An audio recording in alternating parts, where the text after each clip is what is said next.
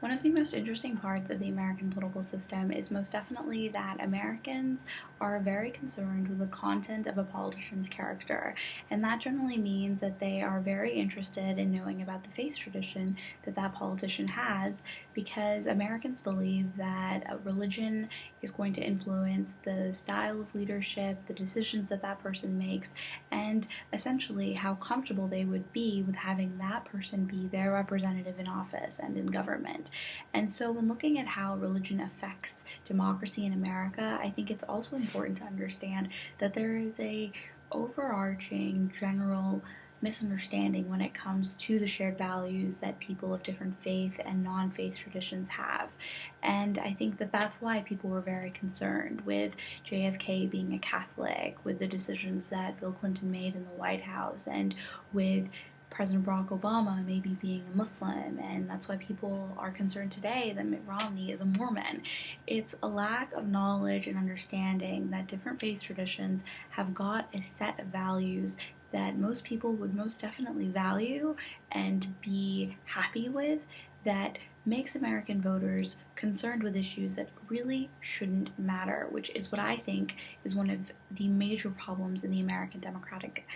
process. And so, when asked the question, how can we fix our democracy? I think that one of the answers is most definitely to create programs that increase religious literacy so as to make voters more aware that religious traditions really do have a lot more in common when it comes to the content of someone's moral character, and that ultimately the faith tradition that somebody holds near and dear to their heart isn't necessarily going to make them a bad person or a bad leader. And so the specific way in which we can solve this problem is really by understanding that it is a generational one and that it isn't one we can solve overnight. So that generally means you're going to have to start with the youth. And I think a great place to start would be college campuses, because that's really where you're able to mold people's minds and way of thinking and make them understand that even very different people have got a lot in common. And so, what I've done on my college campus is start an interfaith club where we discuss different faiths and non-faith philosophies and ideals and traditions and